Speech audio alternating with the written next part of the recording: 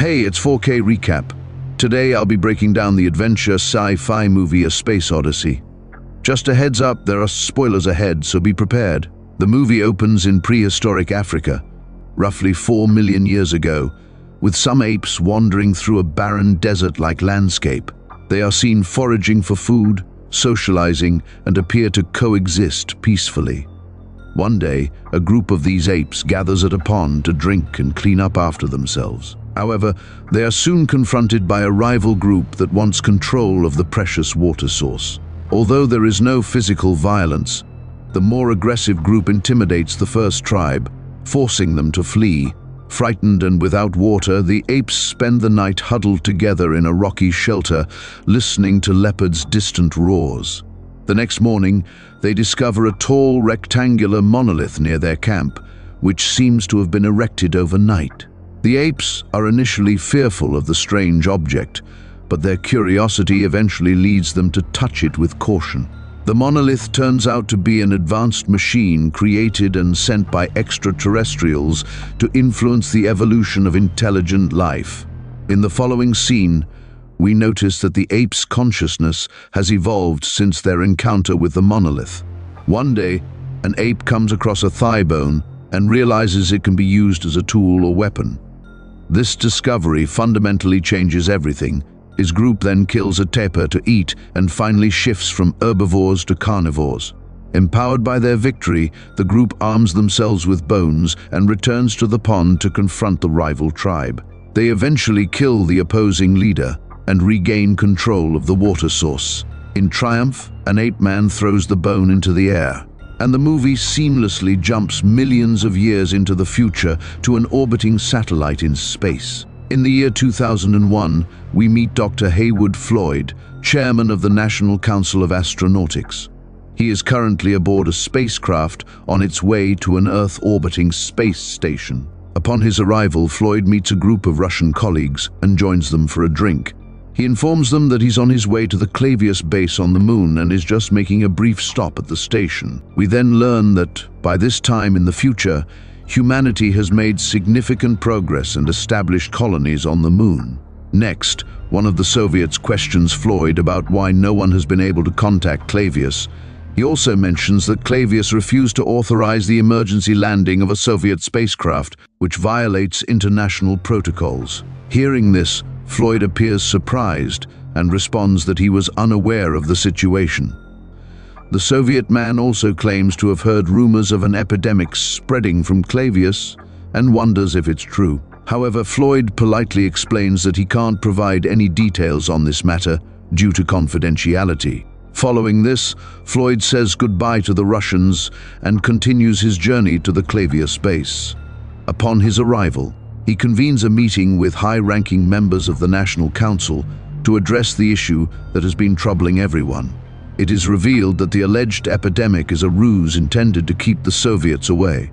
In reality, Floyd has traveled to oversee the investigation of a significant scientific discovery, which they cannot disclose yet. Floyd assures the group that he understands how embarrassing this false story could be for their facility, but emphasizes that keeping this information a secret is far more important.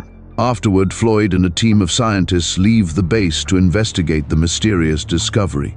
We then learn that the discovery is actually a black monolith, similar to the one we saw at the start of the movie. On the way, Floyd learns from a scientist that it was found buried in the Tycho crater while conducting a magnetic analysis of the lunar surface. So far, all attempts to analyze the monolith have been unsuccessful.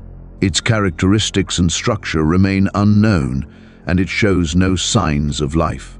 The only certainty scientists have about the object is that it was purposefully buried there 4 million years ago. Soon after, they arrive at the location, and a group of scientists begins photographing the monolith. Floyd touches the strange object and begins to examine it carefully. Moments later, the monolith is illuminated by the sun as it rises at the end of the 14-day lunar night. This forms a straight line between the sun, moon, and Earth, with light reflecting off the monolith pointing toward Jupiter in space. Just then, the monolith unexpectedly emits a deafening acoustic signal that prevents them from continuing their work. Following this, the scene jumps to 18 months later, where we see a spacecraft on a mission to Jupiter. We meet two astronauts aboard named Dave Bowman and Dr. Frank Poole. In addition to them, 3 other crew members have been placed in cryogenic slumber and won't be awakened until they reach their destination. There is also a supercomputer called HAL 9000 that is in charge of the spacecraft's overall management and operation. HAL has human-like characteristics and completes tasks at astonishing speeds with no errors. It has a luminous red eye and a soothing voice with a somewhat sinister undertone.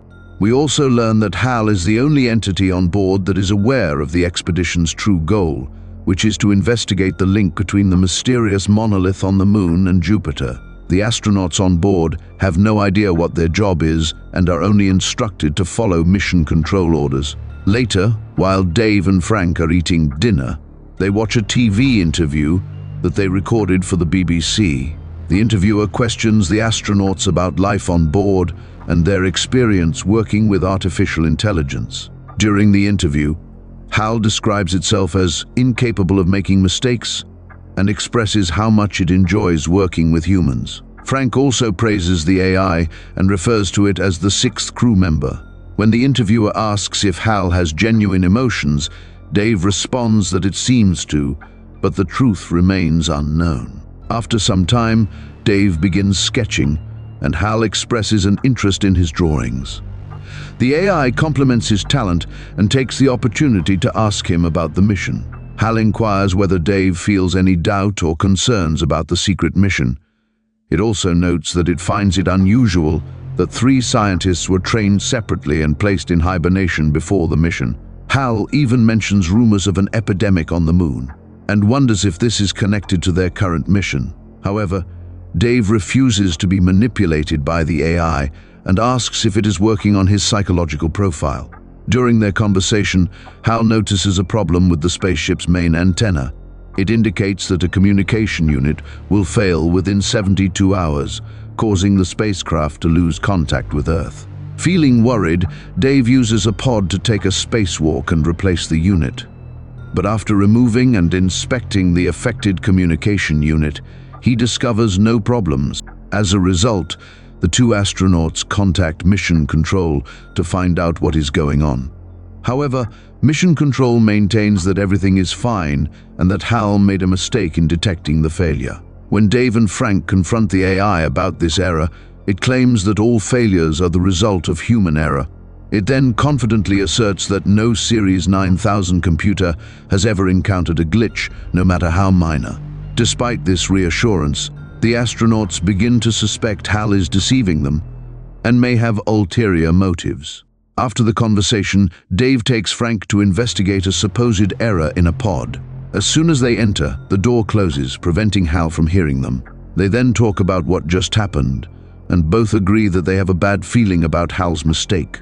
Frank decides to reinstall the part to see if it fails, and if it doesn't, he suggests disconnecting the AI.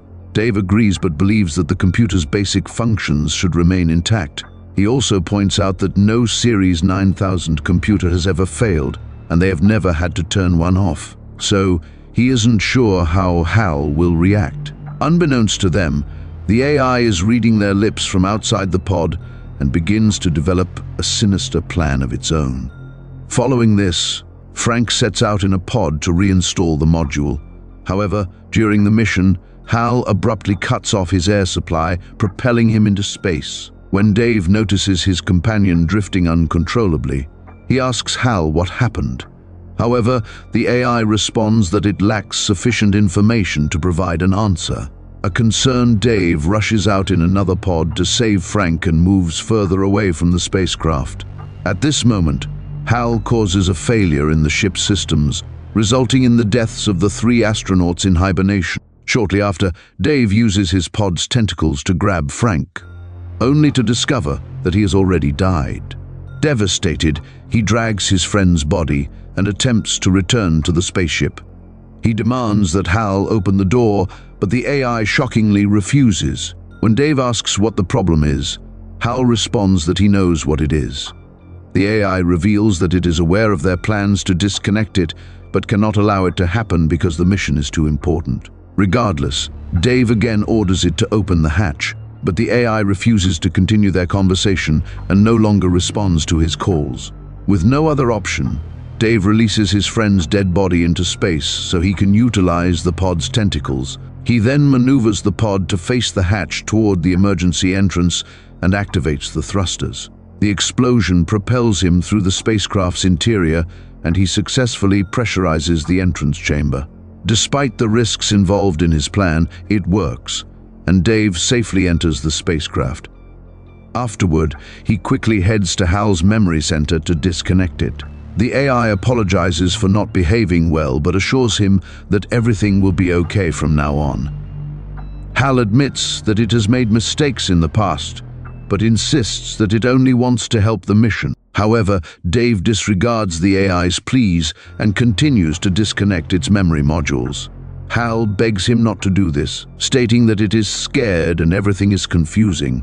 But Dave continues to proceed, and Hal's voice gradually begins to fade away, reverting to a basic memory state.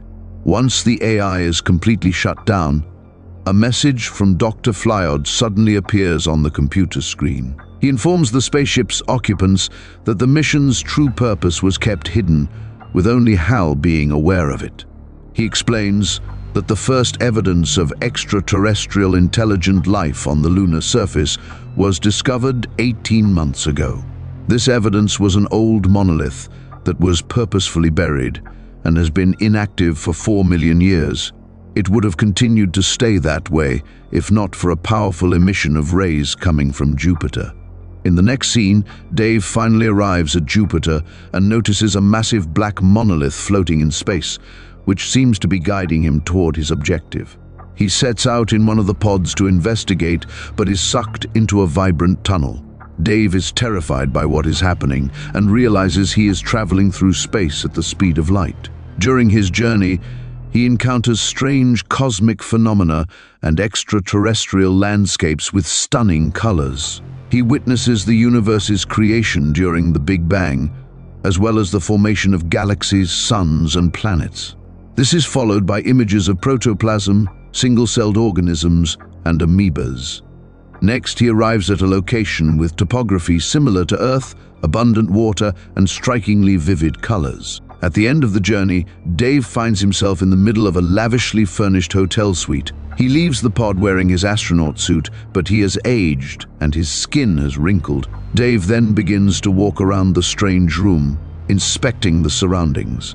To his shock, he notices a second version of himself, many years older, standing in the bedroom. The camera then shifts to the perspective of this older Dave, while the first Dave and his pod vanish. Following this, Dave looks around and finds a mirror in the suite's bathroom. While he examines himself, he notices another person in the next room. It turns out to be a third version of himself, who is much older and eating at a table. The perspective shifts again as the third Dave accidentally knocks his wine glass off the table and cautiously glances at the shards. When he slowly looks up, he sees himself lying on the bed, dying as an old man. The focus shifts once more to Dave's fourth version, who notices a massive monolith that has appeared out of nowhere in the middle of the room. He raises his hand to touch it, but soon dies and transforms into an embryo of a star child. The movie then comes to an end as we see the star child float through the cosmos before drifting toward Earth. Thanks for watching. Don't forget to subscribe for more videos like this, hit the notification bell, and give it a thumbs up to support the channel.